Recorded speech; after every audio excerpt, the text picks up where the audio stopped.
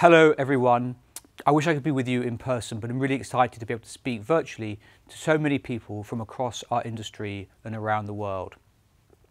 The fight to combat climate change is the single greatest challenge we face as a civilization, and no one has framed it better than Sir David Attenborough, who said, "Saving our planet is now a communications challenge. We know what to do, we just need the will." In this way, it's also a creative challenge and a challenge for our industry. We can either help or we can hinder. There's no doubt that modern lifestyles and demand for goods have contributed to the climate crisis and environmental degradation. And we can't shy away from the fact that advertising has played a role in fueling consumerism. Having said that, I believe that our industry is also uniquely placed to help to accelerate the climate transition. Marketing and communications have the power to shift opinion and change behaviour at the scale needed for a more sustainable future. And in explaining how we can do this and the role we can play, I'd like to cover three areas. First, how clients are looking to help us to help them find, scale and communicate climate solutions. Secondly, the power of creativity in tackling the climate crisis, and in particular addressing what's been called the holy grail of sustainable consumption, the value action gap. And thirdly, how climate action needs to be integral to the way each and every one of us does business. So let's start with innovation and how we're applying that to our business. At WPP, 2/3 of our 50 most significant clients have already committed to setting targets aligned with an ambition to limit global warming to 1.5 degrees. It's admirable and to be welcomed. With the scale of commitment and economic impact that these companies can have, we have the ability to make a meaningful difference.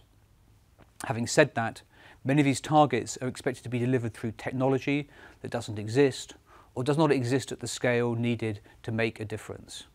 And clients are looking to us to help find and scale solutions for them, and we're rising to this challenge. Take media buying, which produces just over half of our supply chain emissions. Tackling these emissions is not easy. Just quantifying the emissions associated with a banner ad or a YouTube video is incredibly difficult.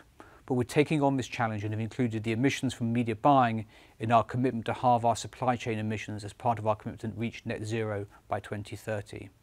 To do this, we have to shift our focus from offsetting first through carbon neutral media plans to reduction first, partnering with our media vendors to reduce emissions at scale. And many of them are doing this. We can't do it on our own, and our hope is that partnering with others, through initiatives including Ad Net Zero, we can work towards an industry standard and help to transition the whole media and advertising ecosystem. Next, let's look at production, another area where our emissions are high. A single hour of film typically generates 5 tons of CO2.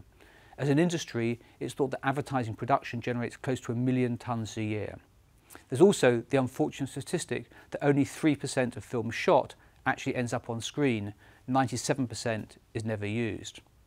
In a typical year, Hogarth, our production company, would fly to around 1,500 locations, transporting talent, crews, sets and equipment in search of the perfect setting, weather and lighting to shoot hours of footage, much of which was never used. But the pandemic changed everything. While I like face-to-face meetings like anyone else, last year I was able to see 75% more clients without ever leaving my desk. That's better for me and better for the planet. We found creative ways to do pitches and win business that engage our customers.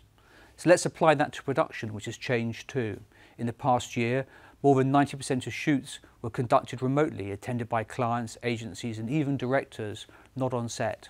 We found new ways of producing work that delivers high-performing creative content within a new set of rules. We reduced duplication by using the same virtual set for different markets. We cut travel by using real-time camera to cloud technology. And we tag everything we shoot so we can use AI to search, identify, recycle and repurpose footage. Everyone involved in production can play their part. We're a founding member of AdGreen, which provides practical tools, including a carbon calculator launched last month, to help people in production, whatever role they play, to first measure and then take real action to reduce emissions. So the second point I wanted to make was around the power of creativity to drive change. Consumers are also looking to make a change. Kantar's recent Who Cares Who Does study found that 22% of the population are already taking small actions like avoiding plastic bottles to reduce their waste. But that means 78% are not. This grew by a modest 1% versus last year. I'd argue not enough. And the study also found that there's a value action gap, a gap between people's personal values and their actions, where globally 65% of people try to buy environmentally friendly packaging, but only 29% of people actively avoid it. The three biggest barriers to closing this gap at the point of purchase are: first, money. 82% of people prioritise saving money over buying more sustainably. Secondly, information. 70% of people lack information they need to make a switch. And thirdly, time. 67% of people are in a rush when shopping or too busy to think about it. What can we take from this? First, it reinforces the need for brands to take responsibility and reduce the impact of the products. We have to be part of the solution. 95% of consumers say that brands are responsible for environmental concerns. 81% expect to buy more sustainable products in the next 5 years. And these consumers are voting and will increasingly vote with their wallets. So it should come as no surprise that brands perceived to have strong ESG credentials grew 2.5 times faster last year than those that didn't. But it also highlights the role our industry and creativity can play in helping to scale solutions. We can use our expertise and creativity to double down on closing this value action gap, which has been described as the holy grail in overcoming barriers to sustainable consumption. It's easy to understand why, while government shifts in policy or industry transformation can take decades to realise, behavioural change can take hold much faster, as we've seen in the COVID-19 pandemic. Let's take a look at some examples. First, Notpla, or Not Plastic, a sustainable startup whose mission is to make plastic packaging disappear naturally. Creating clever packaging is one thing, but you still have to tell people about it and get them to buy into the purpose and your solution. That's where we can play a role. Our branding agency Superunion joined with Notpla's design engineers and backers to create a name and brand that matched its bold and brave purpose to change the world. Their approach was to be simple and clear without being shy and overcomplicated. This film was the result.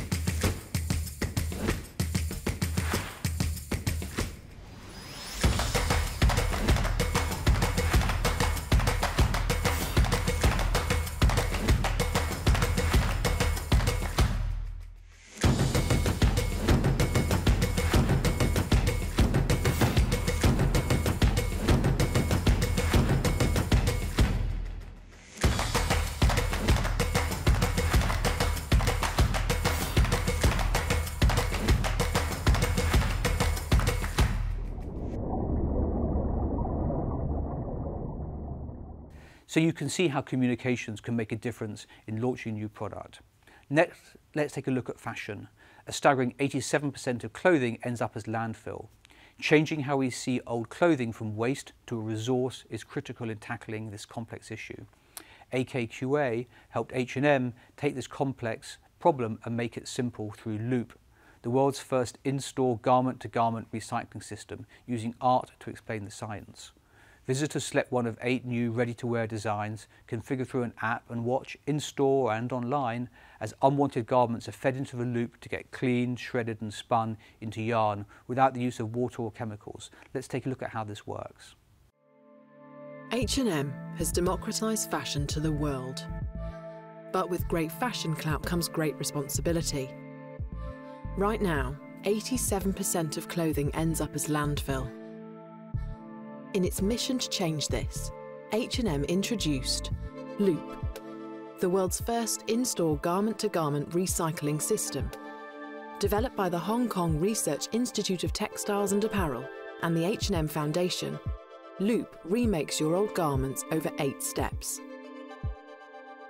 Fabric is shredded back into fibres, spun into yarn before it's knitted into something new, without water or chemicals. This story of transformation begins at H&M's flagship store in Stockholm. A striking yarn installation leads customers up into the remake space. An app connects customers with Loop to configure their remake order, selecting size and garment design, to turn old into new right in front of their eyes. In fact, anyone can watch Loop recycle and discover the process within as it unravels over 8 immersive screens. Art to explain the science. ASMR sounds heighten the garment's transformation. A website shares Loop's story with the world, with a group of inspiring changemakers kickstarting the recycling revolution. It's not about just getting rid of what's old and what doesn't work, but it's about leaning into the potential of what can happen when you make something brand new. Times to remake were booked up by the public within minutes, for months in advance. But Loop in Stockholm is just the beginning. With the technology made available to the entire industry, and the word spread, to help us all change how we see our old garments. Not as waste, but as a resource.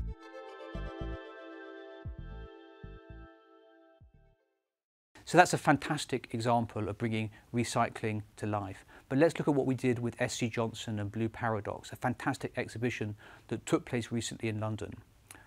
Just think about plastic. All that plastic we use just once and throw away doesn't just disappear. By 2050, there'll be more plastic than fish in the ocean if we continue at the present rate. We've reached the point that our oceans are drowning. SC Johnson and Conservation International wanted to shine a light on this issue in a way that hasn't been done before, an immersive, multi-sensorial experience. So Ogilvy helped them create Blue Paradox, a perspective-changing experience that educates, engages and excites change around the ocean plastic crisis.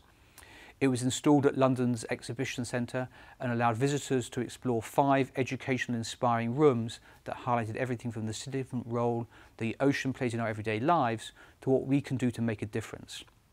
Facts were brought to life through data that you could hear, see and touch. Almost 23,000 people experienced Blue Paradox in person over the 13-day installation, which went viral on TikTok with more than 6 million views to date. Let's have a look at it.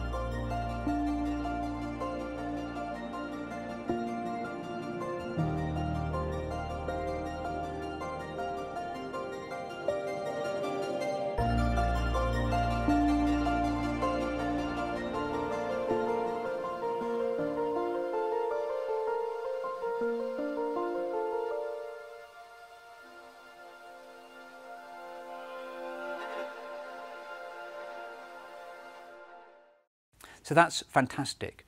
But it wouldn't be right for me to talk about the role that we can play in climate change without addressing greenwashing. Using the power of creativity to tell our client's story in a responsible way drives impact and brand growth. We've seen that in almost all sectors, even those facing urgent needs to transform themselves, such as the oil and gas industry. Leading companies in this sector realise that the demand is shifting from high carbon to low carbon energy, and they need to shift. They need to innovate and invest to ensure the returns in future equal those in the legacy parts of their business. It's a complicated challenge, and clients in those sectors are looking to us to help them communicate what they are doing, and to do so carefully, accurately and fairly, and that is critical. We all know the risks of greenwashing, both in misleading consumers, but also in backfiring on companies in this age of social media, where it's easy to be called out. It's also clear that the communications we work on for our clients are going to be held to ever higher standards of fairness and objectivity, and that's completely right. But clients also have a right to articulate the action that they are taking, but with responsibility to communicate in a way that's fair and accurate and reflects their true impact. Consumers need to be able to accept that you have a right to make the claims you are making, but claims need to be authentic, material and matched by real action. And at WPP, we want to work with clients who share our values, who we believe are genuinely engaged on this transition and committed to action. We're going to have to ask ourselves and them more difficult questions and ensure that we hold ourselves to the high standards in communications.